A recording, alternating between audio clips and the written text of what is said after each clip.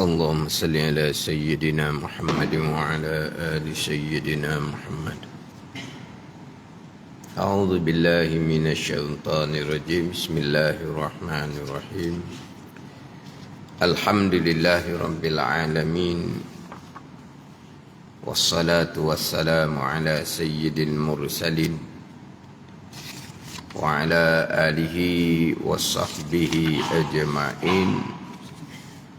رب اشرح لي صدري ويسر لي أمري واحلل عقدة من لساني يفقه قولي. سبحانك لا علم لنا إلا ما علمتنا إنك أنت العليم الحكيم. ولا حول ولا قوة إلا بالله العلي العظيم. Kitab Pati Paridah. Kitab Pati Paridah, muka surat 59. Surat 59, baris yang ke-5 daripada bawah. Baris yang ke-5 daripada bawah.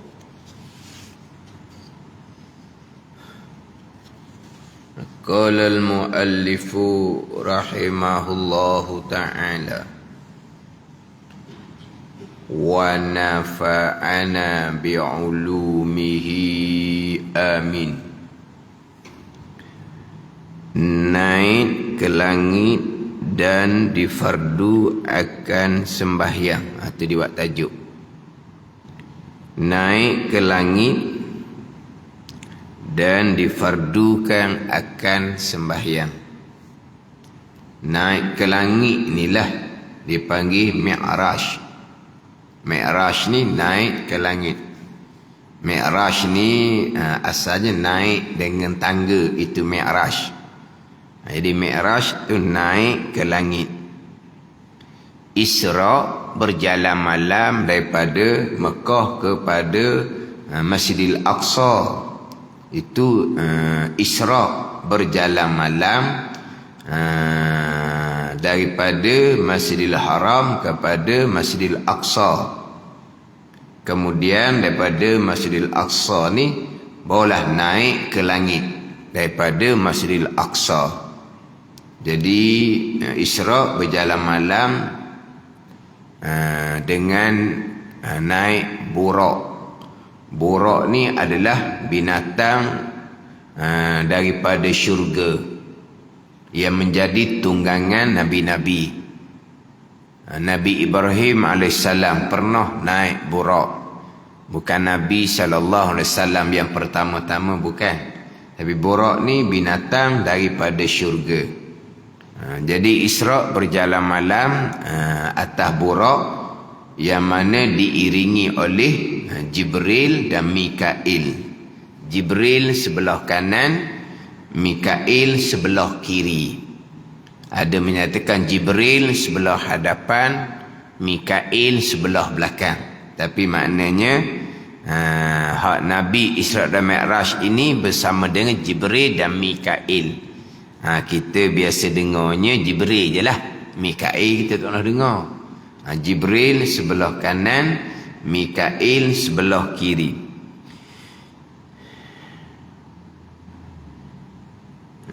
Dan wajib kita i'tiqad.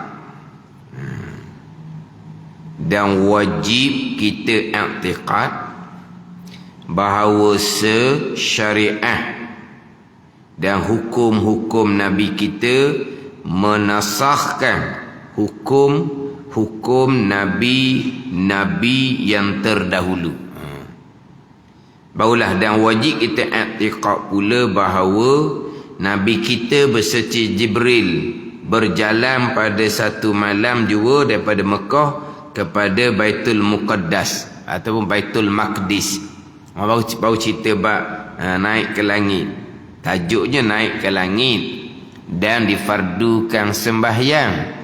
Tapi dimulai dengan pembicaraan dan wajib kita i'tiqad bahawa syariah dan hukum-hukum Nabi kita Muhammad sallallahu alaihi wasallam menasahkan hukum-hukum nabi-nabi yang terdahulu. Menasahkan mana membatalkan hukum-hukum nabi yang terdahulu, walaupun serupa syariah Nabi sallallahu alaihi wasallam dengan syariah nabi yang terdahulu. Tapi tetap itu bukan syariah nabi yang terdahulu, itu syariah Nabi sallallahu alaihi wasallam. Ibadah korban syariah Nabi Ibrahim alaihissalam, tidak syariah Nabi sallallahu alaihi wasallam. Yang mana syariah Nabi Ibrahim sudah dinasahkan, telah dibatalkan dengan syariah Nabi sallallahu alaihi wasallam. Maknanya kita melakukan ibadah korban syariat Nabi sallallahu alaihi wasallam, cuma serupa dengan syariat ibadah korban Nabi Ibrahim alaihi salam, serupa. Tapi bukan kita beramal dengan syariah Nabi Ibrahim alaihi salam. Kita beramal dengan syariah dan hukum-hukum Nabi sallallahu alaihi wasallam. Jadi syariah dan hukum-hukum Nabi yang terdahulu dinasahkan, dibatalkan dengan turunnya syariah Nabi sallallahu alaihi wasallam. Dan syariah Nabi ini kekal sampai kepada hampirnya hari kiamat. Sampai hampirnya hari kiamat syariah Nabi sallallahu alaihi wasallam. Turunnya Nabi Isa alaihi salam menjalani syariah Nabi sallallahu alaihi wasallam. Turunnya Nabi Isa alaihi salam, maka Nabi Isa akan mengambil hukum daripada Al-Quran dan hadis Nabi sallallahu alaihi wasallam. Ada menyatakan Nabi Isa alaihi salam akan belajar dengan Nabi sallallahu alaihi wasallam di kubur Nabi sallallahu alaihi wasallam. Sebab nabi-nabi ni al-anbiya ahya'un fi kuburihim. Nabi-nabi ni hidup dalam kubur mereka. Maka ada menyatakan Nabi Isa AS akan pergi belajar dengan Nabi SAW. Ada setengah mengatakan direct daripada Al-Quran dan hadis Nabi SAW. Tapi Nabi Isa akan beramal dengan syariah Nabi SAW. Apabila turun Nabi Isa AS, maka tidak ada lagi lah mazhab-mazhab, tidak ada lagi. Mazhab-mazhab tidak ada lagi. Beramal direct mengikut Nabi Isa AS yang mengikuti syariah Nabi SAW. Jadi kalau kita tak mau beramal dengan pekoh, contohnya mazhab Syafi'i, tunggulah turunnya Nabi Isa AS, tak beramal dah dengan pekoh mazhab Syafi'i. Beramal dengan direct kepada Nabi Isa AS yang berhukum dengan syariah Nabi SAW. Tak ada mazhab dah masa itu. Cuma turunnya Nabi Isa AS, jizyah sudah lagi tidak diterima. Dia sekarang 3, sama ada masuk Islam ataupun bayar jizyah, cukai kepala, kemudian tunduk di bawah kerajaan Islam. Yang ketiga, diperangi. Ini 3 pilihan pada orang kafir: masuk Islam, bayar jizyah, duduk di bawah kerajaan Islam, ataupun diperangi. Tetapi apabila turunnya Nabi Isa AS, hanya 2 pilihan: masuk Islam ataupun diperangi. Jizyah tidak akan diterima lagi selepas turunnya Nabi Isa AS. Adakah Nabi Isa dia ubah syariah Nabi SAW? Tidak. Sebab syariah Nabi sudah menetapkan seumpama tu orang kafir masih lagi diterima jizyah. Tambah masuk Islam, tidak berperang, bayar jizyah. Kemudian Nabi sudah menetapkan bahawa jizyah ni akan diterima, sehinggalah turun Nabi Isa AS, jizyah tidak akan diterima. Jadi apabila turun Nabi Isa AS, jizyah tidak diterima, itu syariah Nabi SAW, bukan syariah Nabi Isa. Kenapa sebelum tu jizyah diterima, selepas turun Nabi Isa jizyah tidak diterima? Hanya dua pilihan, sama ada masuk Islam ataupun diperangi. Hak masa Nabinya tiga, masuk Islam, bayar jizyah ataupun diperangi.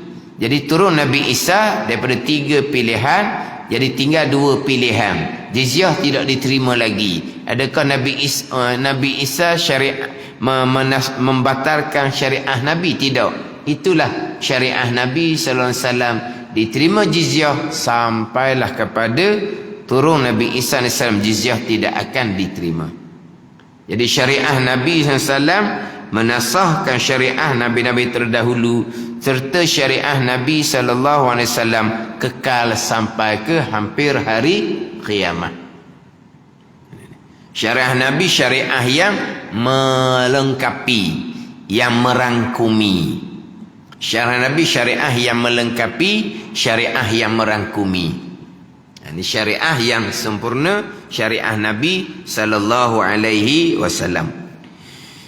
Dan wajib kita i'tiqad pula. Ni pergi pada tajuk ni. Dan wajib kita i'tiqad pula bahawasanya Nabi kita beserta Jibril. Ni masyhur kitanya, Nabi dengan Jibril. Dia Nabi dengan Jibril dan Mikail. Jibril dan Mikail. Ada setengah mengatakan Jibril belah kanan, Mikail sebelah kiri. Ada menyatakan Jibril sebelah hadapan, Mikail sebelah belakang. Dia kena ada dua-dua baru seimbang. Kalau hanya ada sebelah, yang mengiringi tidak seimbang, maka mengiringi Nabi ni adalah Jibril dan Mikail naik burak. Berjalan pada satu malam jua. Berjalan pada satu malam. Lailam asra bi'abdihi lailan, pada satu malam. Pada satu malam ni bukan sepenuh malam, bukan. Ni kalau kita baca dalam kitab-kitab membicarakan berkaitan dengan Isra' dan Mi'raj ni panjang. Dan ada kitab yang memang tajuk memang di dalamnya hanya membicarakan berkaitan dengan Isra' dan Mi'raj Nabi sallallahu alaihi wasallam. Kitab tu hanya membicarakan Isra' dan Mi'raj Nabi sallallahu alaihi wasallam. Yang mana Isra' Mi'raj ni kita wajib kita kena sentiasa cerita. Sebab Isra' dan Mi'raj ini di antara perkara yang mencari adah. Mukjizat, perkara yang mencari adah. Ke Baitul Maqdis sebulan pergi, sebulan balik. Ini pada satu malam. Bukan ke Baitul Maqdis, bahkan sampai ke hadap kursi, sampai ke Sidratul Muntaha, Mi'raj pula. Jadi ini perkara yang mencari adah, yang kita kena cerita. Sebab apa? Takut orang sekarang ni tak apalah, berjalan malam antara ni daripada Mekah hingga ke Baitul Maqdis. Baitul Maqdis ataupun Baitul Muqaddas. Bukan Baitul Muqaddis, Baitul Muqaddas ataupun Baitul Maqdis. Tak apalah. Kalau sekarang ni bolehlah terima akal sekarang ni, sebab ada jet ke apa ke, yang mana dia punya kelajuan dia tu berganda daripada kelajuan cahaya, apa gitulah. Mana apa ni? Lah gitu je tau. Kan dia kan suara laju sampai ke tempat tu, cahaya laju sampai ke tempat tu. Kalau kita ambil lampu picik kan, kita suluh tu sekejap je cahaya tu sampai di tempat yang kita suluh, walaupun jauh. Jadi sekarang ni ada jet yang mana dia kata lebih laju daripada cahaya. Maknanya daripada Mekah ke Baitul Maqdis ni boleh terimalah sekarang ni. Tapi nak Mi'raj tu pula tu, nak naik ke atas, dia kena ada ni, kena ada tong gas tu, sebab naik ke atas dia punya udara tu lah naik ke atas. Kan dia kan turun ke bawah samalah, naik ke atas samalah. Kalau turun ke bawah kan, orang gali lubang dalam tu kan, dia kena pakai tong gas. Turun ke bawah, naik ke atas sama saja. Jadi naik ke atas, pada masa Nabi SAW nya naik macam mana tu? Sebab apa? Sebab tak ada tong gas. Tak ada pun tong gas ni, naik macam mana? Tidak diterima akal. Tidak diterima akal, dia kata. Bukan tidak diterima akal, tidak diterima adah. Akal harus, akal boleh terima. Yang tak boleh terimanya adah tak diterima. Sebab tu dia panggil mukjizat, perkara yang mencari adah. Akal boleh terima, itu perkara harus belaka. Kalau kata Isra' dan Mi'raj tak boleh terima akal, tak tahu. Tak boleh terima pada adah. Sebab apa? Sebab Isra' Mi'raj ni mukjizat, perkara yang mencari adah. Perkara yang mencari adah. Jadi perkara yang mencari adah ni kena ceritalah.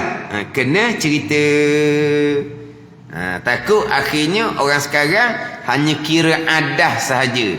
Ilmu sains itulah, ilmu sains tu adah. Dia hanya bicara adah sahaja. Jadi apabila tidak diceritakan Isra' Mi'raj, akhirnya diengkar berlakunya Isra' dan Mi'raj, itu jatuh kufur. Sebab Isra' dan Mi'raj ini sabit dalam Al-Quran dan hadis dan ijma' ulama. Engkar, maka jatuh kufur. Engkar jatuh kufur. Ada ni. Jadi kena ceritalah. Kena cerita hak berkaitan dengan peristiwa Isra' dan Mi'raj. Kemudian Isra' dan Mi'raj Nabi SAW dengan roh serta dengan jasad. Dengan roh serta dengan jasad. Walaupun ini kira jumhur di kalangan ahli kurun yang terdahulu, ijma' di kalangan ahli kurun yang kedua, dan kurun yang selepas di kurun yang kedua, ijma'. Tapi ada di kurun yang pertama, ada yang menyatakan bahawa Isra' Mi'raj Nabi bukan dengan jasad, hanya dengan ruh sahaja. Di antaranya pandangan Aisyah radhiyallahu anha. Dan Aisyah menyatakan bahawa Isra' dan Mi'raj hanya dengan ruh sahaja, dalam tidur, bukan dengan jasad. Itu ada di kalangan mereka-mereka kurun yang pertama. Daripada kurun yang kedua dan mereka yang selepas dari kurun yang kedua, ijma' menyatakan bahawa Nabi ini Isra' Mi'raj dalam keadaan jaga sedar. Jaga sedar. Isra' Mi'raj dengan roh dan jasad. Dalam keadaan Nabi sallallahu alaihi wasallam sedar. Tapi memang adalah di kalangan mereka kurun yang pertama menyatakan bahawa Isra' Mi'raj berlaku dalam tidur, bukan dalam jaga. Di antara tadilah pandangan daripada Aisyah radhiyallahu anha.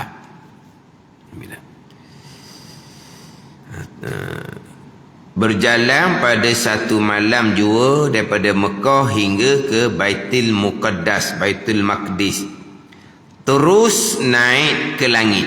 Terus naik ke langit. Ini Mi'raj. Terus naik ke langit. Mi'raj ni tangga antara langit tu ada dalam surah Ma'arij tu. Mi'raj naik ke langit. Tapi kenapa Mi'raj daripada Baitul Maqdis? Kenapa tidak Mi'raj daripada Mekah? Kenapa Isra' terlebih dahulu, berjalan malam daripada Mekah ke Baitul Maqdis, baru Mi'raj daripada Baitul Maqdis. Hikmahnya di antaranya kerana pintu langit membetuli Baitul Maqdis. Pintu langit membetuli Baitul Maqdis. Kemudian di antara hikmahnya laginya, dalam Isra' itu sudah bagai-bagai gambaran yang ditunjuk kepada Nabi sallallahu alaihi wasallam. Ketika Mi'raj, itu gambaran ketika Mi'raj berjumpa dengan para malaikat. Ketika Isra' pun sudah banyak gambaran-gambaran, pengajaran-pengajaran yang ditunjuk kepada Nabi sallallahu alaihi wasallam. Hak ni memang dia kena mengaji kitab suku benar. Yang mana kalau duduk pondok memang terkadang dia baca tu. Baca pembicaraan hak berkaitan dengan Isra' Mi'raj ni. Baca kitab. Maknanya memperhalusi apakah perkara yang berlaku ketika Isra' dan apakah perkara yang berlaku ketika Mi'raj. Daripada Baitul Maqdis sampailah kepada hadap kursi. Jadi yang kita ni ringkas je lah. Cuma yang kita nak tekannya, wajib imani, wajib beriman Isra' dan Mi'raj Nabi sallallahu alaihi wasallam. Orang kafir Mekah peluang besar lah dianya nak menghimpunkan orang Mekah. Nabi sallallahu alaihi wasallam cerita ni, kafir Mekah Abu Lahab gak sukaan lah. Ini peluang ni nak menceritakan bahawa Nabi ni begian. Dan memang ketika Nabi cerita peristiwa Isra' dan Mi'raj, ada yang sudah beriman dengan Nabi sallallahu alaihi wasallam kembali kufur dengan Nabi sallallahu alaihi wasallam. Ada di kalangan orang Mekah yang telah beriman dengan Nabi, bila diceritakan peristiwa Isra' dan Mi'raj ni, kembali kufur dengan Nabi sallallahu alaihi wasallam. Ada puak kafir Mekah, itu peluang dianya. Pandai ni. Kemudian tandaan-tandaan dia banyaklah. Berkaitannya Nabi boleh cerita mereka yang pulang daripada berniaga di Syam contohnya, Nabi boleh cerita. Kemudian sampailah rombongan tu. Dan Nabi boleh cerita keadaan Baitul Maqdis. Orang kafir ni dia nak tanyalah tiang berapa putung tiang. Nak tanya gitu je sebenarnya. Nabi boleh cerita sebab digambarkan oleh Jibril. Tapi masa tu Nabi tak bilang ke tiang. Dia tak tanya benda remeh-temeh gitu. Tapi Nabi boleh cerita, walhal Nabi tidak pernah sampai kepada Baitul Maqdis, tapi Nabi boleh cerita.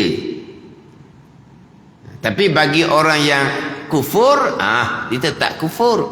Walaupun apa yang Nabi cerita tu, mereka pun terdetik akan kebenaran Nabi sallallahu alaihi wasallam.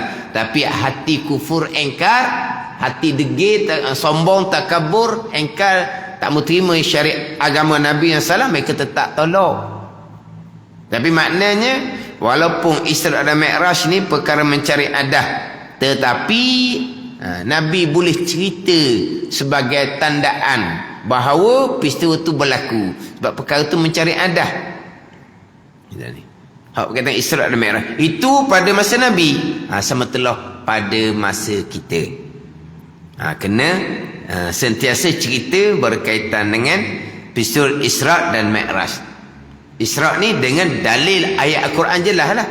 Subhanallazi asra bi'abdihi lailam minal masjidil haram ilal masjidil aqsa allazi barakna haulahu. Itu jelas dalam Al-Quran tu. Wajib imani, wajib beriman dengan Isra' dan Mi'raj Nabi sallallahu alaihi wasallam. Dan terus naik ke langit dalam lapisan langit yang 7. Dalam lapisan langit yang 7 hingga kepada Sidratul Muntaha, kepada kursi, kepada Arash. Sidratul Muntaha atas langit yang ketujuh, kepada kursi dan kepada arash. Sidratul Muntaha, kursi arah, atas dan langit yang ketujuh. Di Sidratul Muntaha lah berpisahnya Nabi SAW dengan Jibril alaihissalam. Berpisahnya Nabi SAW dengan Jibril adalah di Sidratul Muntaha. Sampai ke kursi, sampai ke mustawa, sampai ke arash. Saya tak sebut mustawa. Mustawa adalah tempat qalam menulis di Lauh Mahfuz. Tidak cerita sini. Sidratul Muntaha kepada kursi, kepada arash, atas daripada langit yang ketujuh. Kemudian lapisan-lapisan langit. Langit yang pertama berjumpa dengan ruh para anbiya. Pada ni. Itu kena balik kepada kitab lah. Kena balik kepada kitab. Nabi mana yang berada di langit yang pertama, dia akan bicara satu-satu dalam kitab berkaitan dengan peristiwa Isra' dan Mi'raj. Dan melihat ia Nabi sallallahu alaihi wasallam akan Allah Subhanahu wa taala dengan tiada kaifiyah, dan bertitah akan dia oleh Allah. Dan bertitah ni mana? Bercakap akan dia, akan Nabi sallallahu alaihi wasallam oleh Allah Subhanahu wa taala, dan difardukan sembahyang yang 5 ke atasnya dan ummahnya pada malam itu juga. Dan melihat ia Nabi SAW akan Allah dengan tidak kaifiyah, melihat akan Allah Subhanahu wa ta'ala. Ini pun yang wajib kita imani. Yang mana Nabi lah satu-satunya yang melihat Allah Subhanahu wa ta'ala di dalam dunia. Melihat akan Allah Subhanahu wa ta'ala tidak berlaku kepada Nabi-Nabi yang lain. Bahkan Jibril alaihissalam tidak pernah melihat zat Allah Subhanahu wa ta'ala. Nabi jualah yang melihat akan zat Allah Subhanahu wa ta'ala ketika Nabi Mi'raj. Di dalam hari akhirah, orang yang beriman akan dapat melihat zat Allah Subhanahu wa ta'ala, bukan hanya di dalam syurga, bahkan di padang mahsyar pun orang yang beriman sudah dapat melihat zat Allah Subhanahu wa ta'ala. Bukan kata dalam syurga, di padang mahsyar orang yang beriman dapat melihat zat Allah Subhanahu wa ta'ala. Dan dalam syurga juga barulah malaikat dapat melihat zat Allah Subhanahu wa ta'ala. Dalam syurga barulah malaikat dapat melihat zat Allah Subhanahu wa ta'ala.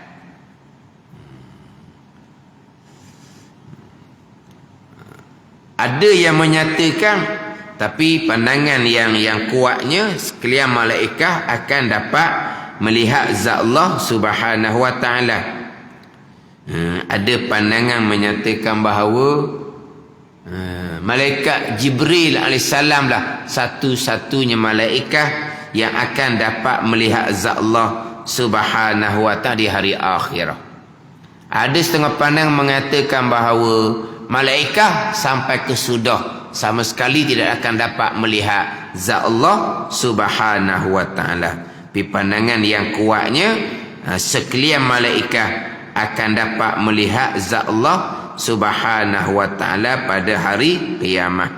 Yang dapat melihat zat Allah termasuklah di kalangan jin yang beriman pun akan dapat melihat zat Allah Subhanahu wa ta'ala. Dan termasuk di mauqif di mahsyar pun dapat melihat zat Allah Subhanahu wa ta'ala. Dapat melihat zat Allah Subhanahu wa ta'ala di mauqif. Cuma kalaulah ini orang beriman, ada pun puak-puak jin menyatakan bahawa jin pun dapat juga melihat zat Allah di padang mahsyar. Bukan hanya dalam syurga Allah Subhanahu wa ta'ala. Kemudian melihat zat Allah ni, melihat dengan tidak kaifiah, dengan tidak ada kaifiat. Tak ada kaifiat dan tidak ada sakat. Sebab ini semua perkara yang mencari adah belaka ni. Melihat zat Allah dengan tiada kaifiah, min ghairi kaifin walan hisarin. Melihat Allah dengan tidak ada kaifiah dan tidak ada sakat. Sebab kita hak adahnya dapat melihat ni kalau ada sakat dia. Ada sakat, ada apa? Ada dekat contohnya. Kemudian nak melihat ni pula kena berjihad, ada sebelah hadapan. Ini hak adah kita begitulah. Pandai ni. Dia kena ada sakat. Ada sakat. Kita contohnya nak melihat satu-satu perkara. Dia kena ada sakat, ada jarak dia. Jarak tu jauh sangat, tak nampak dah. Mana ada sakat dia, ada jarak dia. Dan ada jihah dia. Mana duduk sebelah hadapan. Tapi melihat akan Allah Subhanahu wa ta'ala tidak ada kaifiah, tidak ada sakat dan tidak ada jihah. Melihat Allah Subhanahu wa ta'ala sendiri pun berkhilaf dah. Melihat ni sama ada melihat dengan hadak. Nabi melihat dengan hadak ni dengan butir mata hitam tu lah hadak.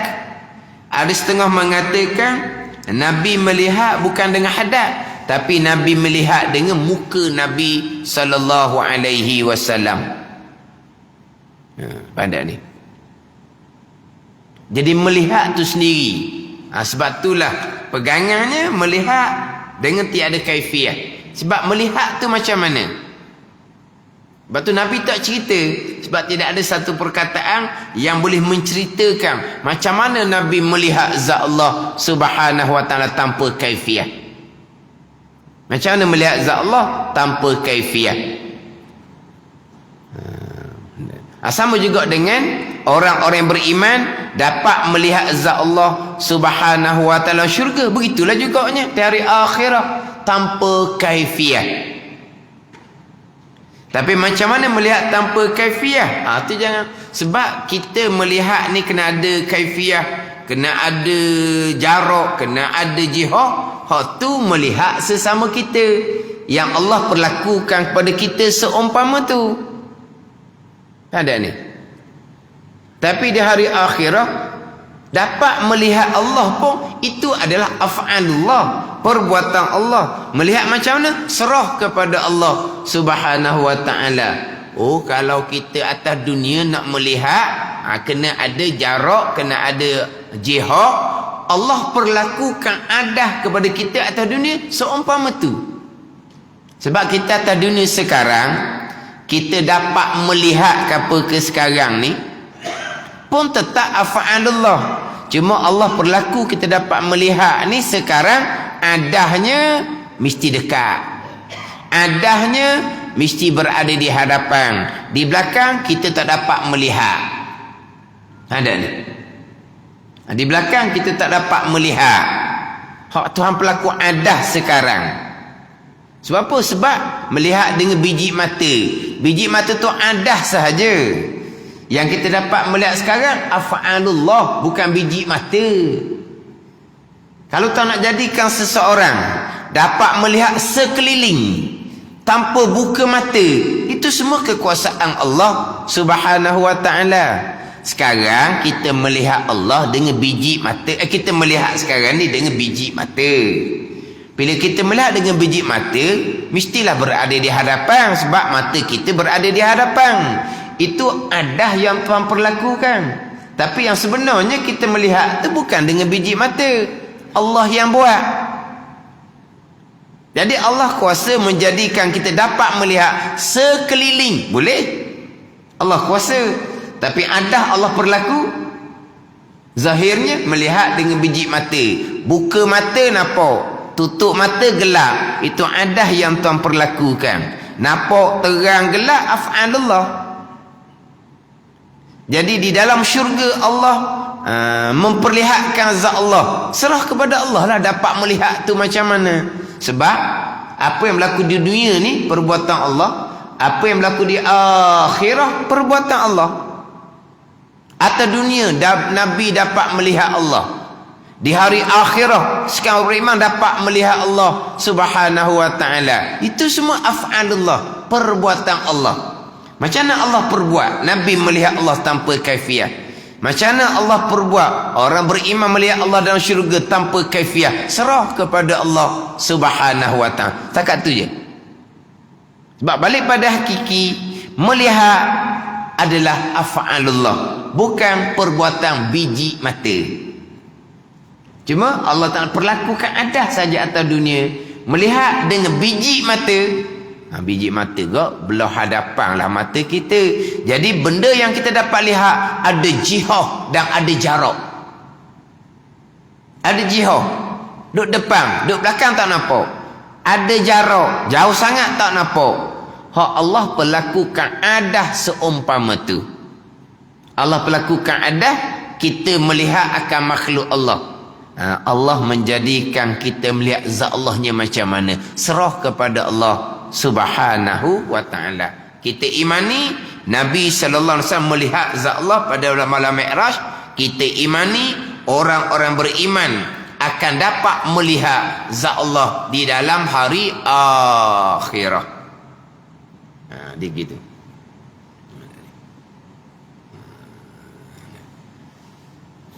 Dia berkaitan dengan melihat zat Allah pada malam Mi'raj, berkaitan dengan melihat Allah di hari akhirah ni, keluar dua jalanan yang terpesong. Kita ahli sunnah melihat Allah tanpa kaifiah. Maka ada golongan yang menafikan melihat Allah di hari akhirah. Tanpa kaifiah tidak akan boleh melihat. Dia menafikan melihat. Ada golongan pula dah melihat, maka Allah pasti ada kaifiah. Allah pasti ada jihah, ada arah. Dia kat tu pula. Sekarang kita ahli sunnah jemaah berpegang orang beriman dapat melihat zat Allah di dalam hari akhirah tanpa kaifiah. Satu golongan dah tanpa kaifiah tak dapat melihat Allah lah. Ni Mu'tazilah yang menafikan melihat Allah. Ada satu golongan pula apabila dapat melihat Allah dan Nabi melihat Allah ketika Mi'raj, jadi Allah ni ada jihah, ada arah. Di situ pula. Mana ada kaifiah dalam melihat Allah. Seumpama adalah. Jadi Allah bertempat, Allah berjihah. Buktinya Nabi melihat Allah pada malam Mi'raj, buktinya orang beriman dapat melihat Allah Subhanahu wa taala dalam syurga. Itu bukti dia. Maka Allah ada jihad, Allah bertempat. Sebab tu Nabi dapat melihat Allah, orang beriman dapat melihat Allah di hari akhirah. Lagi kat tu pula. Kita di sunnah beriman dapat melihat Allah dalam syurga. Nabi melihat Allah pada malam Mi'raj tanpa kaifiah. Satu golongan tanpa kaifiah, maka tidak berlaku melihat Allah Subhanahu wa taala. Satu golongan melihat Allah mesti ada kaifiah. Mesti Allah ada jihad, mesti Allah bertempat. Ni. Dikeluar gitu jadinya. Dia ada kanan kiri tu ada. Dia ada kanan, dia ada kiri gitu lah. Macam kita bicara ikhtiar usaha tu lah. Kita ahli sunnah berpegang ada ikhtiar usaha tapi tak bagi bekah. Qadariyah ada ikhtiar usaha straight lah bagi bekah. Tak bagi bekah, waktu Tuhan belaka dah tak bagi bekah, tak ada lah kita Jabariyah. Ada ni melihat Allah Subhanahu wa taala ahli sunnah tanpa kaifiah. Golongan terpesong melihat Allah mesti ada kaifiah. Allah berjihad, Allah bertempat. Satu golongan tak, Allah tidak berjihad, Allah tidak bertempat tanpa kaifiah, maka orang beriman sama sekali tidak akan dapat melihat Allah pada hari akhirah. Di mana ni? Dia haluan kanan, haluan kiri, begitulah. Kita ahli sunnah berpegang dapat melihat Allah di hari akhirah tanpa kaifiah. Satu golongan bila dah melihat gak, mesti ada kaifiah, mesti Allah berjihad, mesti Allah bertempat. Dah, Allah tidak berjihad, Allah tidak bertempat. Satu golongan tak dapatlah melihat Allah. Gitu. Sama tadi. Kita ahli sunnah berpegang hamba ada pilihan dan perbuatan, tetapi tak berkah. Oh, kalau ada pilihan dan perbuatan, straight lah berkah. Itu qadariyah. Dah. Tak berkah. Tetap hak Allah Ta'ala belaka. Hak Allah Ta'ala belaka, tak ada pilihan dan perbuatan lah. Itu daripada Jabariyah. Dia dua tu. Kanan kiri belaka tu. Ada ni. Nak letak molek tengah tu lah. Kena tahqiq, kena kemah dalam bab pegangan ni. Berpegang hamba ada pilihan dan perbuatan, tetapi tak berkah. Ada pilihan dan perbuatan berkah lah. Tu qadariyah. Hak Tuhan belaka, hamba tak berkah. Kalau hak Tuhan belaka, tak ada lah pilihan dan perbuatan. Tu daripada Jabariyah. Melihat zat Allah tanpa kaifiah. Melihat zat Allah, pasti Allah berjihad, pasti Allah bertempat. Allah tidak berjihad, tidak bertempat. Tak dapat melihat Allah lah. Jadi dua-dua belah. Ada ni. Kita tak ni. Hak ni cerita hak Nabi melihat Allah dengan tiada kaifiah. Hak saya tambah tadinya, orang beriman melihat Allah di hari akhirah tanpa kaifiah. Sama je. Tanpa kaifiah sama.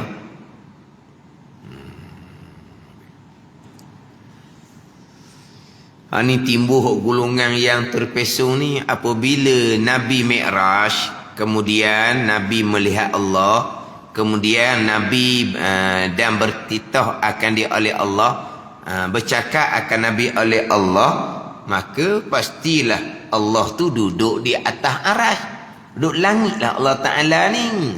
Di situ pula. Sekarang ni kita hanya imani Nabi melihat Allah di hadap kursi atas daripada arasy, melihat Allah Subhanahu wa ta'ala. Nabi itu berada di arasy. Orang yang beriman berada di mahsyar dapat melihat Allah. Orang beriman berada di mahsyar. Orang yang beriman dalam syurga dapat melihat Allah. Orang beriman berada dalam syurga. Ada ni. Nabi melihat Allah di arasy atas hadap kursi itu, nampak melihat Allah. Orang yang beriman berada di mauqif di mahsyar, tempat berhimpun sebelum ke syurga dan neraka. Orang beriman yang berada di mahsyar dapat melihat zat Allah. Orang yang beriman dalam syurga pula kemudian dapat melihat zat Allah Subhanahu wa ta'ala ketika orang beriman berada di dalam syurga. Lepas tu Allah ada di arah ke, Allah ada di mahsyar ke, Allah ada di syurga, tak kait dengan Allah Ta'ala. Yang melihat ni, Nabi melihat Allah atas di arasy. Orang beriman melihat Allah ketika orang beriman berada di mahsyar. Masuk syurga pula orang beriman dapat melihat zat Allah di dalam syurga. Mahsyar lain, syurga lain. Sebab tiang sirat yang memisahkan antara mahsyar dengan syurga, naik tu 1000 tahun perjalanan, tengah tu 1000 tahun perjalanan, turun tu 1000 tahun perjalanan. Tapi ketika di mahsyar, orang beriman melihat Allah. Ketika berada dalam syurga, orang beriman melihat Allah. Tapi bukan Allah tu berada di mahsyar, bukan Allah tu berada di syurga. Nabi melihat Allah di atas arasy, bukan Allah berada di atas arasy. Nabi ketika berada di arasy melihat Allah. Samalah. Orang beriman ketika berada di mahsyar melihat Allah. Allah di mahsyar? Tidak. Orang beriman yang melihat Allah tidak di mahsyar. Orang yang beriman berada dalam syurga melihat Allah. Allah dalam syurga? Tidak. Tapi orang beriman melihat Allah tu, orang beriman berada dalam syurga. Sekatu je. Tapi apabila peristiwa Isra' Mi'raj ni, kita nak ambil bagai-bagai pengajaran. Golongan terpesong dia sebaliknya. Kerana mi'raj lah ke arash, maka Allah duduk atas arash. Oh, siap. Ada ni. Ni sekarang ni kena cermat lah. Dia ambil ayat-ayat mutasyabihah. Nak kuatnya dengan mi'raj Nabi ni lah. Nak kuat. Nak kuat lagi dia ambil pula hadis Muslim tu. Hadis nuzul. Hadis Muslim, hadis nuzul tu. Yang zilu rabbuna kulla lailatin ila sama'id dunya. Dia ambil hadis nuzul, hadis riwayat Imam Muslim. Menjadi dalil dia kata Allah duduk atas arah. Sebab apa? Sebab Allah kalau tak duduk atas arah, macam mana Allah nak turun? Nak turun ke langit yang pertama, mesti Allah duduk di atas. Jadi dia pakai zahir. Zahir nuzul. Yang zilu rabbuna, turun. Kalau fi'il lazim lah. Kalau baca dengan yunzilu rabbuna, tu fi'il mudhari' bina if'al, anzala yunzilu, menurun oleh Allah Ta'ala. Akan malaikat akan perintah ke? Tak mutasyabih dah hadis tu. Kalau hadis tu baca dengan fi'il lazim, yang zilu, turun oleh Tuhan kami. Turun oleh nazala yang zilu, turun oleh Tuhan kami. Itu barulah hadis mutasyabih dia panggil. Yunzilu rabbuna, menurun oleh Tuhan kami. Bukan mutasyabih dah. Allah menurun, bukan Allah turun. Allah menurun. Allah menurun dengan bahawa Allah memerintahkan malaikat ke turun kepada langit yang pertama. Itu tak mutasyabih lah. Tapi kalau baca yang zilu rabbuna, turun pun, dia kena kejap lah. Jangan turun ni dengan turun hak zahir tu. Turun hak zahirnya berpindah daripada atas ke bawah. Itu turun hak zahir. Ya Allah, laisa kami syai'. Tak serupa seumpama tu. Walam yakul lahu kufuwan ahad.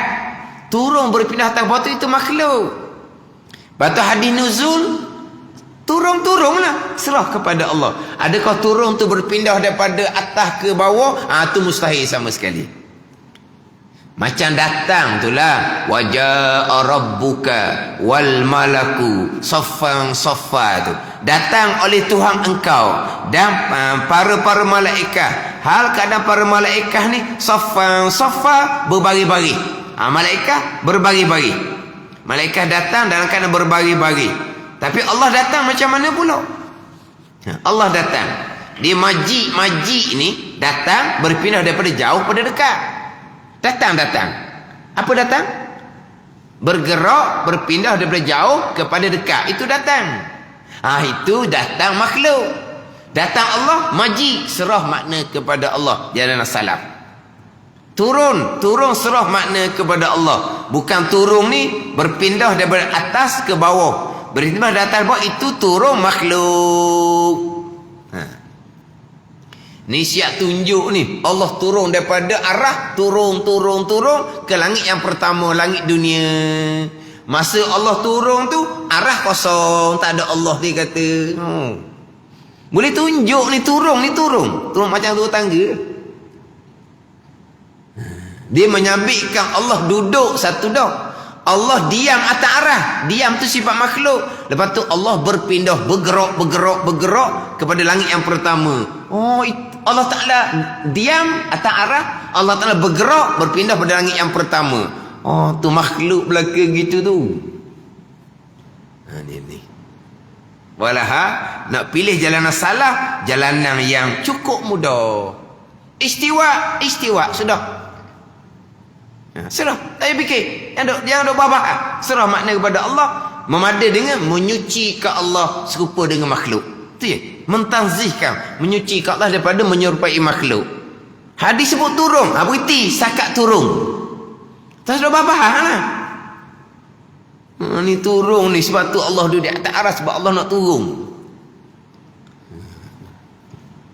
Masalahnya 1/3 malam tu sepanjang masa, sebab bumi kita ni bulat.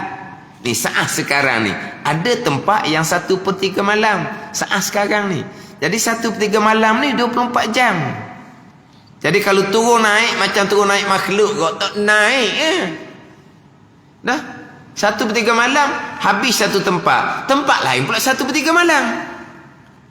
Kalau turun dengan makna turun berpindah atas ke bawah. Tapi letak turun seumpama itulah sebab nak menyabitkan, nak menyatakan Allah duduk atas arah. Jadi Allah duduk atas arah satu dah kesesatan.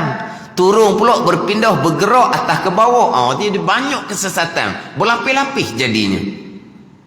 Jadi Allah Ta'ala sama dengan makhluk Allah Subhanahu wa Ta'ala. Salah serah makna bulat-bulat kepada Allah Subhanahu wa Ta'ala. Salah tidak pegang hak zahir ayat. Beriman dengan ayat, itu tetap dah. Tidak beriman dengan ayat Al-Quran. Satu huruf pun tidak diimani, kafir dah. Qaf. Qaf apa tak ada Tak satu huruf je. Makna dia pula Allahu a'lamu bimuradi. Allah yang mengetahui. Maka tidak diimani walaupun satu huruf. Jadi kafir ni walaizabillah. Beriman tu tetap dengan ayat Al-Quranul Karim. Tapi salah ulama terdahulunya langsung mereka tidak membahaskan. Tapi apabila kemudian pemerintah Abbasiyah tu pula jadi yang masuk Islam bukan lagi orang Arab. Orang Arab ketiga yang pertama mudah aja serah makna. Orang Ajam ni pula nak letak makna apa? Ni mulalah. Orang Arab ni dengan zauk Arab dia istiwa. Betul setakat tu. Bahasa dia gitu. Nuzul betul setakat tu. Yadullah betul setakat tu. Bal yadahu betul setakat tu. Aidina betul setakat tu. Aini mata aku satu. Ayunina banyak mata pula. Jadi dia bahasa Arab. Orang Arab dengan zauk Arab serah makna kepada Allah. Agi kepada kita orang Ajam nak terjemah dah lah. Istiwa nak terjemah apa? Maka ulama khalaf pun letak makna yang selayaknya. Gitu je lah. Tapi di awal Islam orang Arab di zauk Arab diimani ayat Al-Quran diserah makna kepada Allah. Berakidah solid, tak ada timbul soal banyak. Di awal Islam. Ni pada masa kurun yang keempat kelima ni orang Islam bukan lagi orang Arab. Perlu datangkan terjemahan. Didatangkan terjemahan yang selayaknya. Ada ni. Adapun zahir tidak dikedaki. Sebab kalau pakai zahir, contoh saya sebut tadi tu, yadullah satu tangan, bal yadahu mabsutatani, bahkan dua tangan, dua pula tangan. Mimma amilat aidina, banyak pula tangan. Aini satu mata, ayunina mata-mata kami. Aini dalam Quran sekali, ayun mata-mata kami 4 kali dalam Quran. Jadi kalau pakai zahir tu satu mata, banyak mata, satu tangan, dua tangan, banyak tangan, bilangan tu pun sudah berlawanan. Kalau pakai zahir ayat Al-Quran mustahil berlawanan. Lepas tu satu tangan, dua tangan, kalau pakai zahir berlawanan lah. Lepas tu zahir tidak dikendaki. Apa kehendak Allah dengan yadullah? Yadahu dua tangan, aidina tangan-tangan, serah makna kepada Allah. Hak zahir tidak dikendaki. Hak zahir jadi berbilang, satu, dua, banyak. Kalau ke zahir bercanggah. Al-Quran mustahil bercanggah. Itu serah makna kepada Allah. Jangan salah. Jangan khalaf. Yadullah kekuasaan Allah. Bal yadahu kudrah iradah Allah. Aidina jamak ma fauqal wahid kudrah iradah Allah. Itu je. Itu jangan khalaf. Letak mana yang selayaknya kepada orang kemudian yang bukan lagi orang Arab dan timbul bagai-bagai fitnah dalam bab pegangan. Ada gitu. Itu kena halusi molek lah, kena kemah molek, tambah dengan fitnah pada masa sekarang. Dengan fitnah pada masa sekarang. Bagai-bagai fahaman aliran yang terpesong daripada jalanan ahli sunnah wal jamaah. Nak jelasnya dalam bab istiwa atas arah ni, buka surah Al-Hadid ayat keempat. Itu lebih jelas. Sebab di awal ayat summastawa 'alal arsh, di hujung ayat wa huwa ma'akum ainama kuntum. Allah bersama dengan kamu di mana kamu berada. Di awal ayat Allah istiwa atas arasy. Kalau pakai zahir juga, ayat Quran jadi tanaqud, jadi berlawanan, mustahil berlawanan. Ayat Quran tidak berlawanan. Ayat Quran tidak berlawanan. Lepas tu istiwa atas arasy. Kemudian Allah bersama kamu di mana kamu berada. Bumi pula kalau ke zahir. Zahir tidak dikendaki. Apa makna istiwa atas arasy? Apa makna wa huwa ma'akum ma'iyah? Ma'a ni zarah makan. Apa makna ma'a serta ni? Serah makna kepada Allah. Selamat, habis cerita. Setakat tu sahaja. Kalau nak datangkan makna yang selayaknya, istiwa atas arasy, Allah menguasai arasy. Allah bersama dengan mana Allah mengetahui, Allah menyaksikan. Itu jalanan khalaf. Badan Quran ni banyak. Ma'a ni banyak. Innallaha ma'al muttaqin, innallaha ma'as sabirin, innallaha ma'ana, wa innallaha ma'al muhsinin, wa huwa ma'ahum aina ma kanu.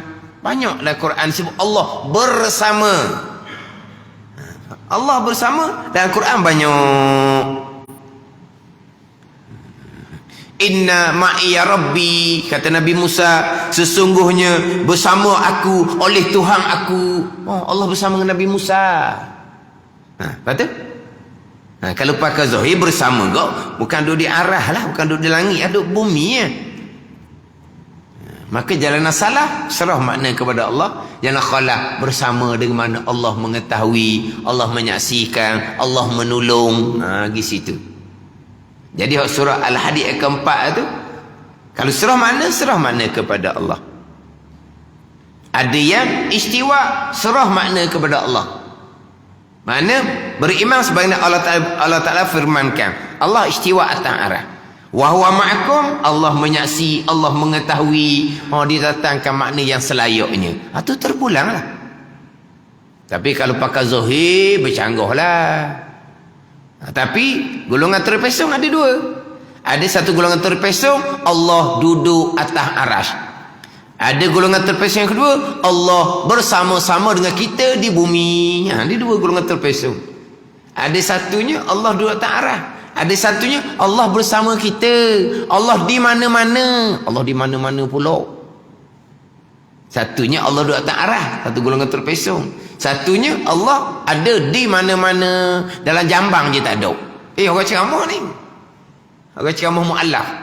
Bukan orang ceramah mu'allaf. Orang ceramah tu bukan mu'allaf, dia ceramah pada mu'allaf. Gitu. Orang ceramah ni orang Islam asal lah. Orang ceramah ni dia ceramah pada mu'allaf. Dia kata Allah berada di mana-mana, dalam jambang je tak ada.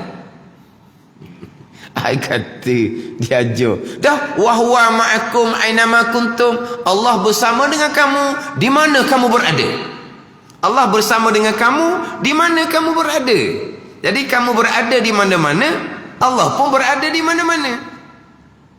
Fa aina ma tuwallu fasamma wajhullah. Di mana-mana kamu berpaling, di sanalah wajah Allah. Paling ke mana-mana pun Allah Ta'ala. Jadi mana Allah ni ada belaka di mana-mana. Walillahil masyriq wal maghrib. Bagi Allah timur dan barat. Allah Ta'ala belaka. Fa innama tuwallu fasamma wajhullah. Berpaling ke mana pun, di sanalah Allah Ta'ala. Paling ke timur, Allah duduk belah timur. Paling ke barat, Allah duduk belah barat. Jadi Allah berada di mana-mana. Ni golongan terpesong. Gimana? Hak ada di arah satu golongan, hak duduk di mana-mana satu golongan. Sebab tu kita orang tua nak nasihat anak, awak dak cakap ya orang duduk jauh daripada mak ayah tu jangan buat perangai. Allah berada di mana-mana, ya dak cakap gitu. Awak dak cakap gitu. Salah cakap gitu. Tapi maksud orang tua ni bukan Allah bertempat. Maksudnya Allah mengetahui. Walaupun mak ayah tak tahu, mak ayah tak tengok sebab duduk jauh dah sekarang. Tapi Allah di mana-mana dengan Allah mengetahui. Jangan sebut Allah di mana-mana, sebut Allah mengetahui. Ni ada orang tua dia cakap gitu. Ni nak pergi jauh kan. Dia kata walaupun mak ayah tak tengok, Tapi Allah berada di mana-mana. Kalau kau cakap gitu, kita kena tegur. Kita kena tegur percakapan seumpama tu. Tak cakap gitu. Tak cakap gitu. Kalau kita baca Al-Quran, itu kalamullah. Wa huwa ma'akum aynama kuntum. Dan ya Allah bersama dengan kamu di mana kamu berada. Itu ayat Al-Quran. Kita baca ayat Quran. Kita nak cakap gitu tak boleh. Ada ni.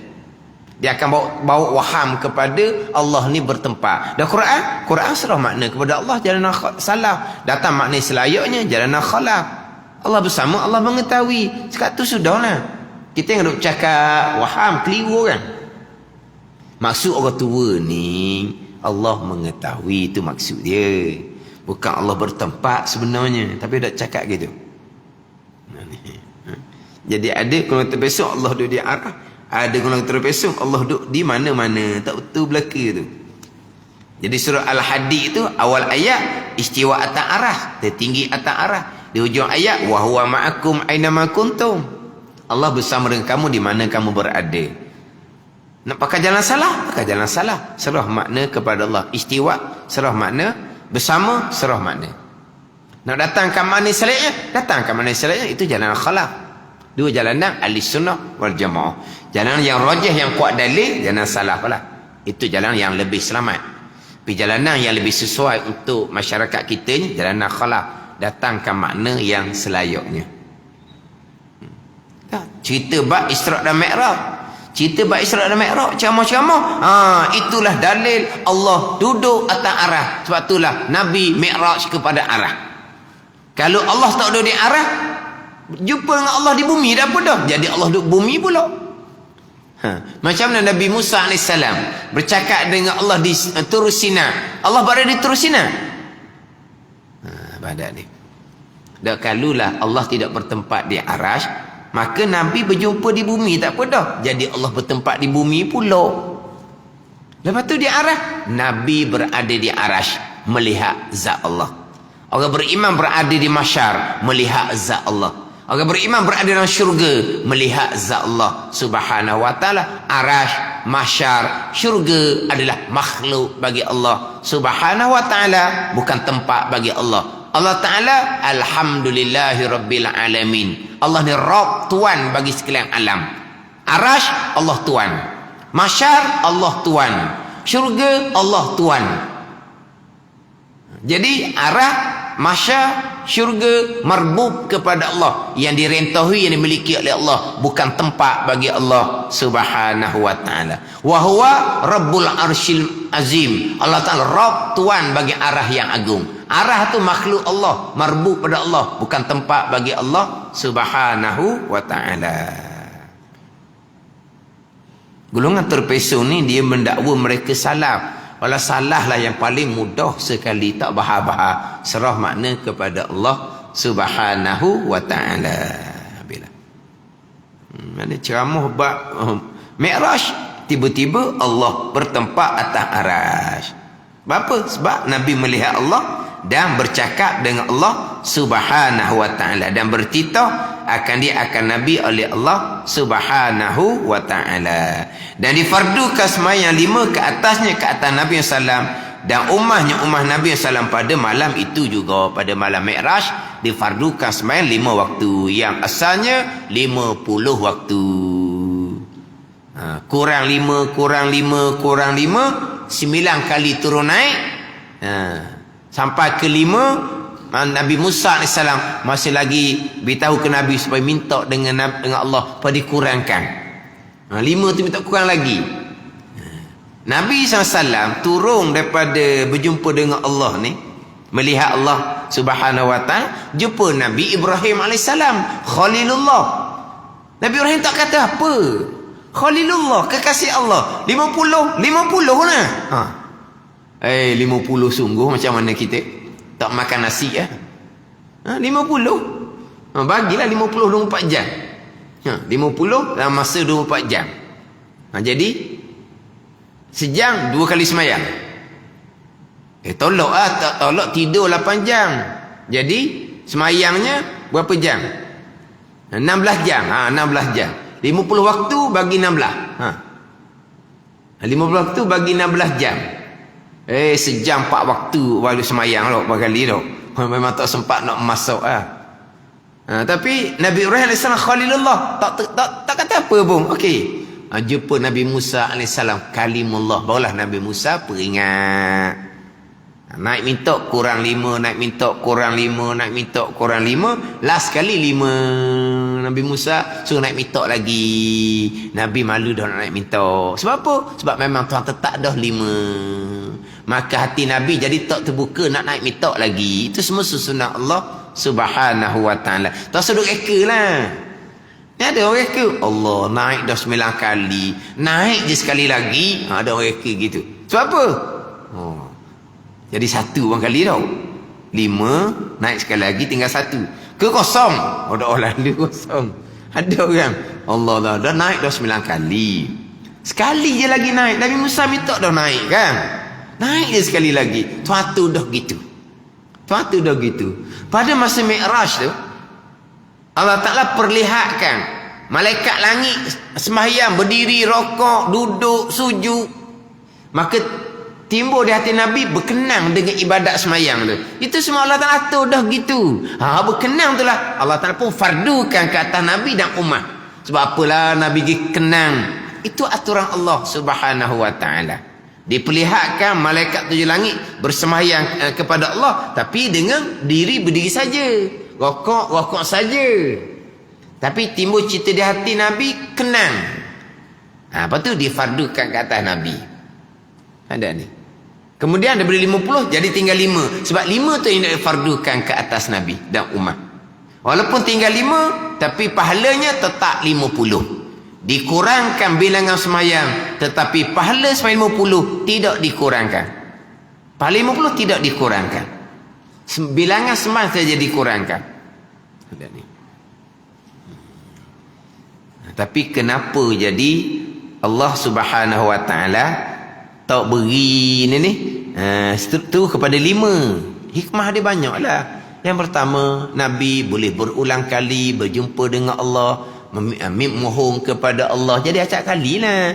Kata dia jadi sekali je. Jadi berapa kali? 9 kali. Kemudian nak cerita pula, maknanya istimewanya Nabi SAW. Istimewa. Minta Allah beri, minta Allah beri. Tu istimewa Nabi. Kalau tu wi 5, Nabi tak minta dah, tak ada lah istimewa Nabi. Nampak istimewa Nabi SAW ni? Minta boleh, minta boleh. Pandai ni. Itu hikmah dia lah. Kenapa Allah Ta'ala tidak terus beri pada ke Nabi dan ummah 5 waktu sembahyang. Anak-anak Nabi kita Muhammad sallallahu alaihi wasallam. Di bawah tu pula isteri-isteri Nabi sallallahu alaihi wasallam. Wallahu a'lam.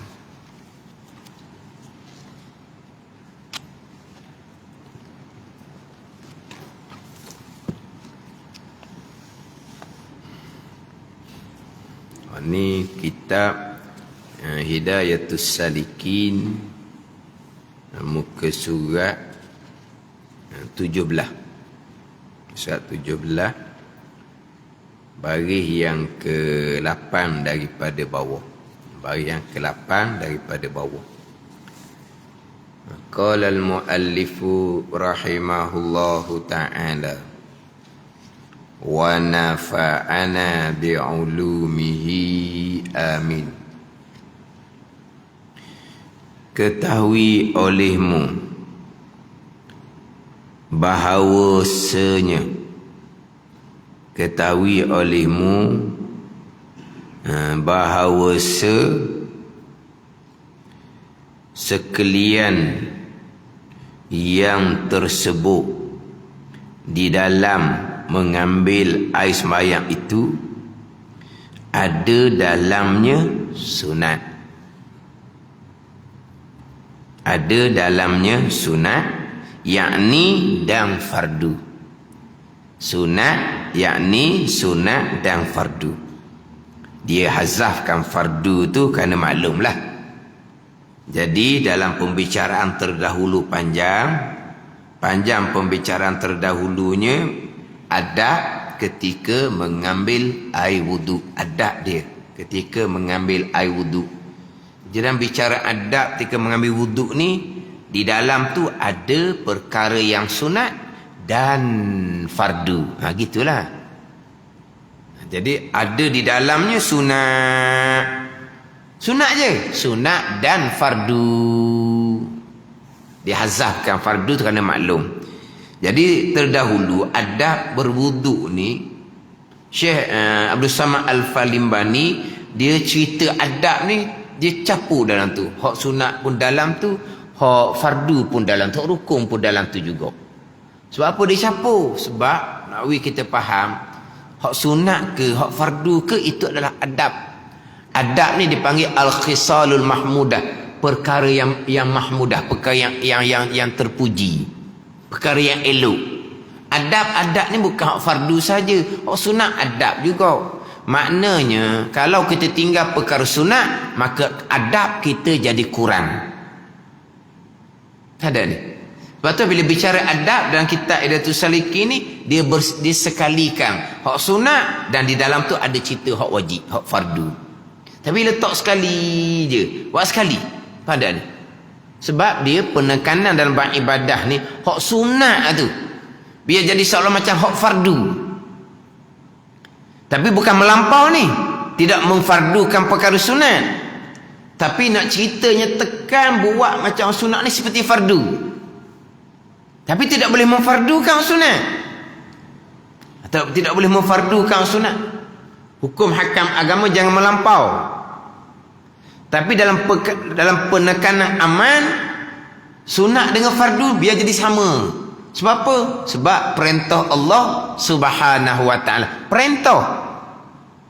Cuma bezanya hak sunat ni perintah yang longgar, hak wajib itu perintah yang putus. Gitu je lah. Hak sunat perintah, tapi perintah yang longgar. Hak wajib perintah hak putus. Gitu je.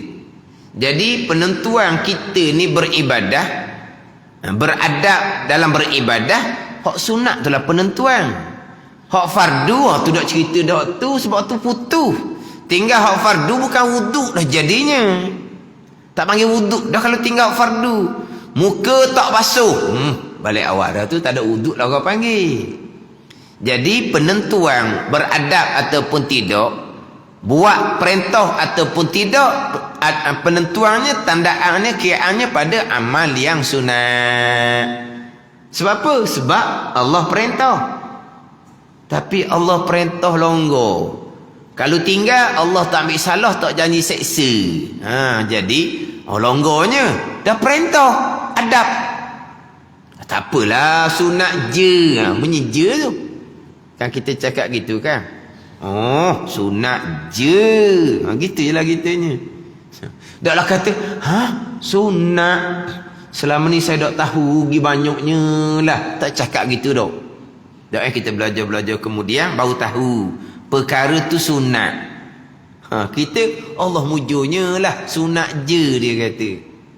Tak ada timbul kata sunat. Allah lah banyaknya lah rugi. Dah berwuduk ni daripada budak lagi wuduk ni. Sunat Allah tak tahu rugi, tak ada timbul gitu. Jadi sunat ni adab ketika berwuduk, maka dicampur daripada permulaan bicara adab wuduk. Syekh Qadi Syekh Abdul Samad Al-Falimbani dia letak sekali. Pada ni. Sebab tu kalau orang yang menjalani jalan rohani, jalan memperbanyakkan amal, hak sunat tu sangat-sangat dititik beratkan. Ni kalau nak menjalani jalan rohani, ni nak rapat dengan Allah Ta'ala, bukan hak sunat, hak wajib pun tak belajar. Bukan kata hak sunat, hak wajib pun tak belajar. Tapi dia kata dia rohani, perjalanan rohani, penyucian rohani. Ni tasawuf ni, nak naik maqam. Hak perjalanan rohani ni, hak sunat seperti wajib bagi mereka. Bukan mewajibkan, seperti wajib bagi mereka, kena buat, tinggal menyesal. Ini perjalanan rohani, hak wajib pun tak sempurna. Hak wajib pun tak sempurna. Belajar fardu ain pun buat lebih kurang je. Nanti, sambil. Belajar fardu ain pun nanti.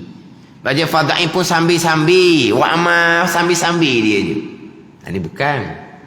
Orang yang penyandang rohani sungguh, hak sunat ni sangat dititik beratkan. Sebab dengan perkara sunat ni lah yang akan menghampirkan seseorang dengan Allah Subhanahu wa ta'ala, bukan amal fardu. Dengan amal yang sunat yang menghampirkan seseorang kepada Allah Subhanahu wa ta'ala. Kan dahulu kan, pada permulaan pembicaraan dalam kitab kita ni, selepas habis bicara berkaitan dengan pegangan, dimasuk pada bicara hak berkaitan dengan ketaatan zahir. Al-babus tsani fi ta'ati zahirah. Al-babul awal fi bayanil aqidah. Bab yang pertama pada menyatakan akidah. Al-babus tsani, bab yang kedua fi ta'ati zahirah, pada menceritakan taat zahir pekah. Ni kita bicara sekarang taat zahir ni bab yang kedua. Maka didatangkan hadis kursi. Allah Subhanahu wa ta'ala berfirman, "Ma taqarraba ilayya al-mutaqarribuna bimisli adam aftarabtu alaihim wa la yazadul 'abdu yataqarrabu ilayya bin nawafil." Tuhan kata, tidak menghampirkan kepada aku oleh seseorang yang menuntut hampir pada aku dengan seumpama berbuat ibadah yang aku fardukan atas mereka itu. Nak hampir dengan Tuhan bukan buat amal fardu. Dan sentiasa hamba-Ku menuntut hampir pada aku dengan mengerjakan segala amal yang sunat. Yang menghampirkan diri Allah dengan amal sunat, bukan dengan amal fardu. Jangan salah faham pula ni. Kalau kita buat fardu tak salah buat. Buat sunat sudah lah. Lepas tu sesat.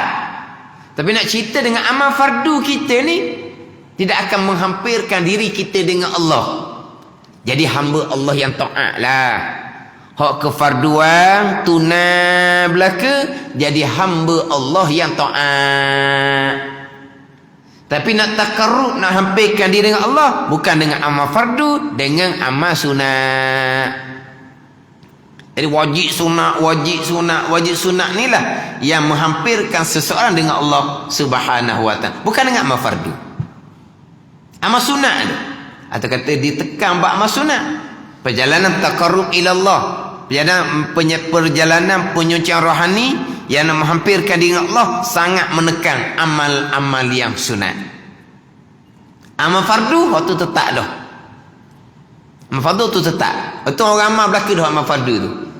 Tapi kalau amal fardu macam tadilah, macam sebut tadi, buat lebih kurang je. Taubah buat lebih kurang je. Qada sembahyang puasa buat lebih kurang je.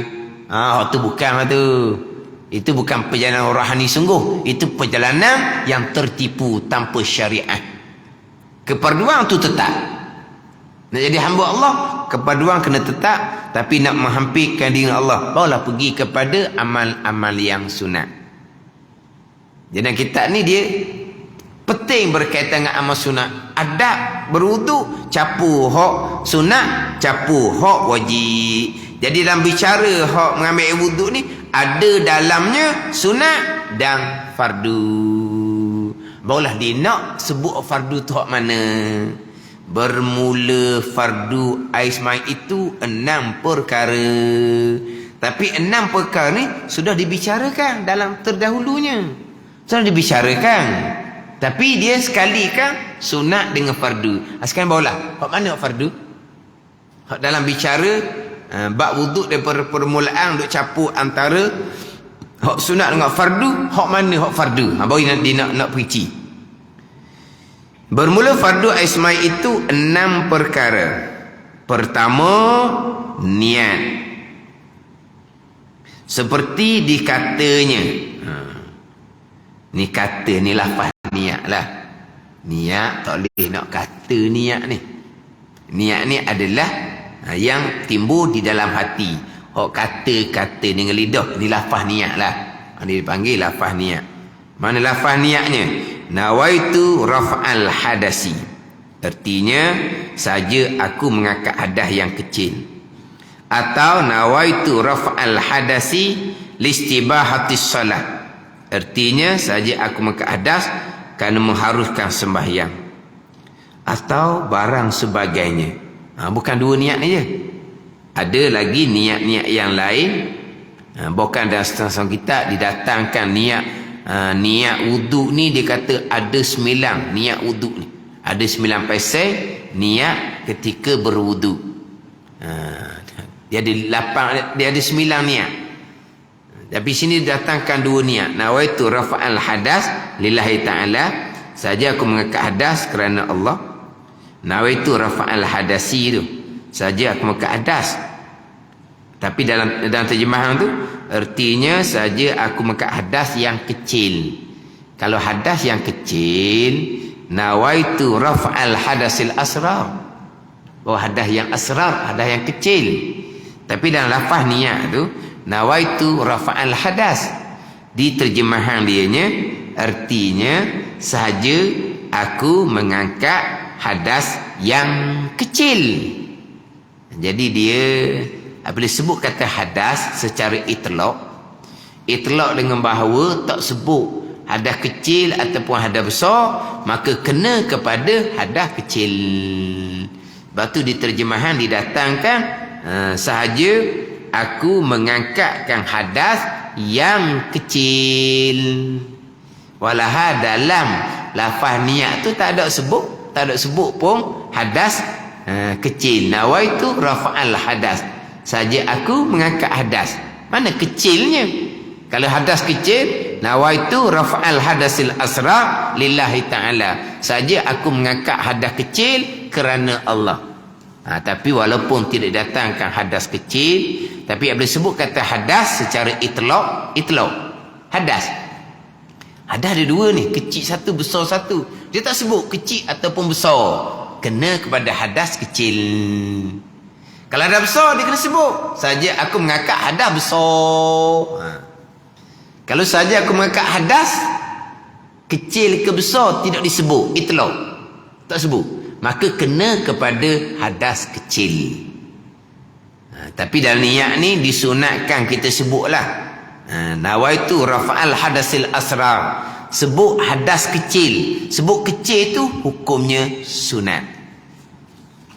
Tapi hak ni dia hanya datangkan nawaitu rafa'al hadas. Lepas tu lillahi ta'ala tidak didatangkan. Kemudian lafaz niat yang kedua, nawaitu rafa'al hadasi listibahatis salah, saja aku mengangkat hadas kerana mengharuskan sembahyang atau barang sebagainya. Hak mudahnya nawaitul wudu, saja aku mengambil wudu. Itu yang mudah.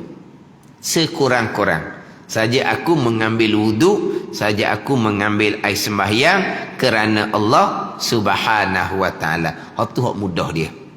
Hak tu hak mudah ketika niat berwudu, saja aku mengambil wudu. Dia nak niat panjang ni, nawaitu adaa fardil wudu'i lil istibahatis salah lillahi ta'ala. Itu panjang. Saja aku menunaikan ada fardil wudu, fardu wudu. Niat ada sunat, niat fardu sunat. Niat lil istibahatis salah kerana mengharuskan sembahyang sunat.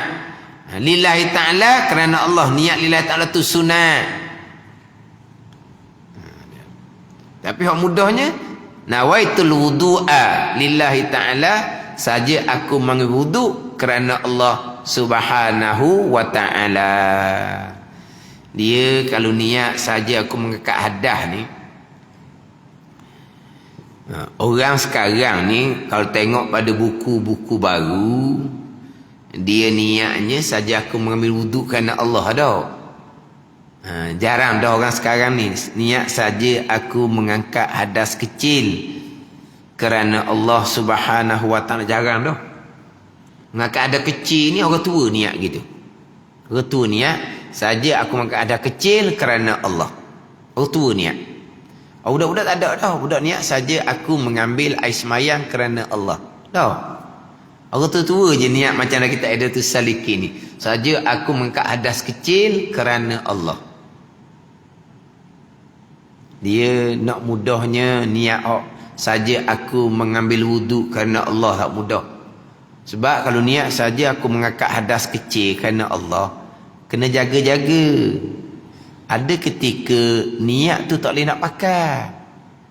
Mana bagi orang daim hadas, orang yang istihadah, tak boleh niat saja aku mengangkat hadas kecil kerana Allah.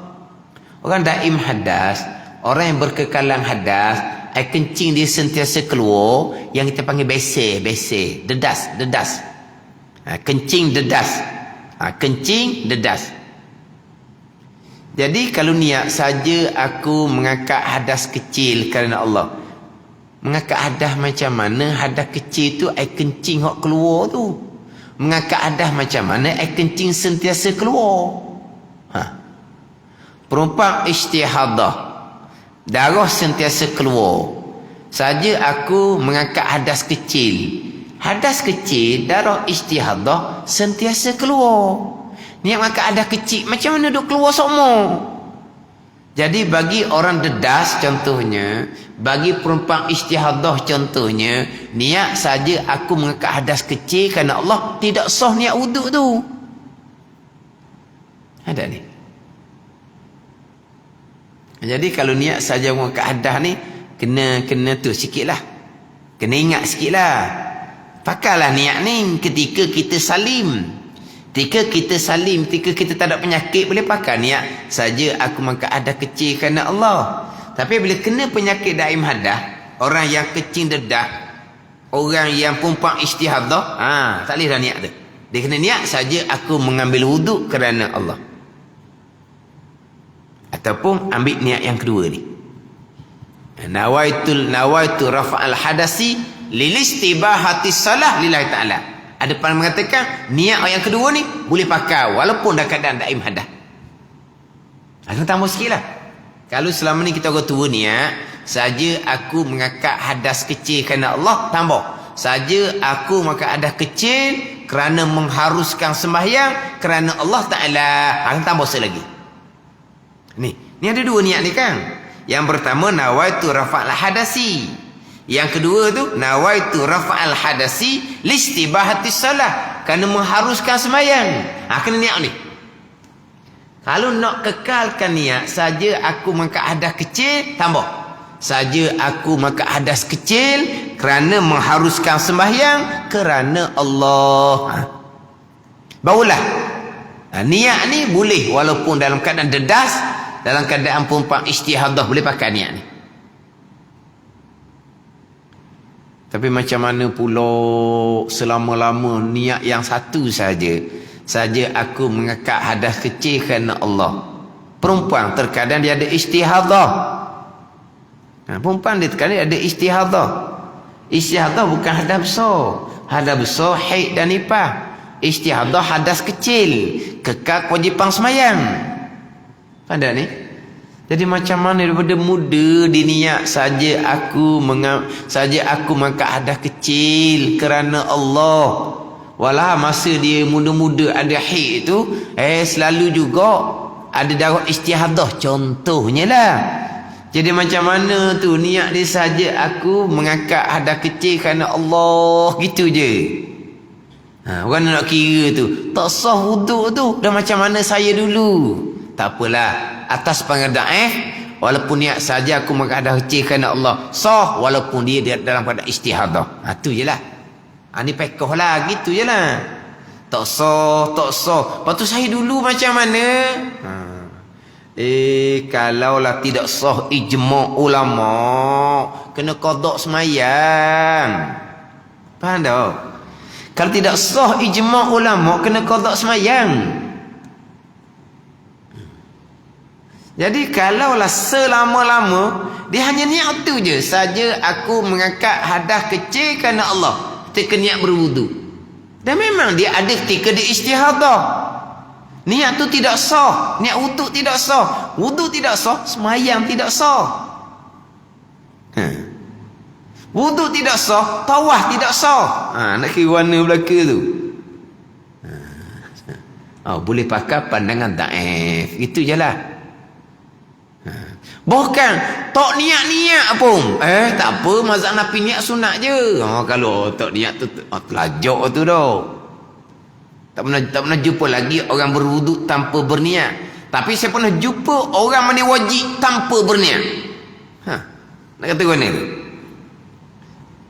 Berwuduk tanpa berniat tak pernah jumpa. Tapi saya pernah ditanya, dia kata saya mandi wajib peratakan air, tapi saya tidak berniat. Tidak berniat. Lepas tu buat apa? Buat mandi ya. Dah mandi apa? Mandi kerana berhadap so. Dah niat mandi wajib. Tak niat mandi kerana mengangkat hadap so. Kita ni mandi pagi-pagi nak semayang dengan mandi pagi-pagi lepas berjunuk tu, niat tak ada.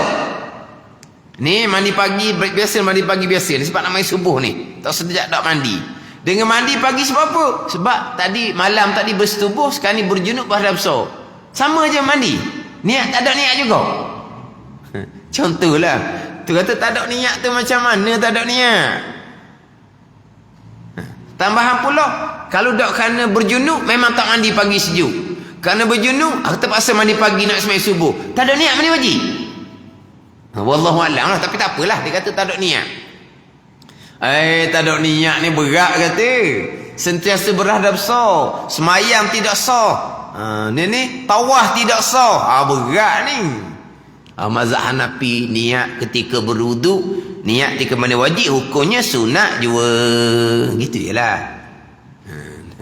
Mazhab Hanafi pula tawaf tidak syarat suci daripada hadas kecil dan hadas besar.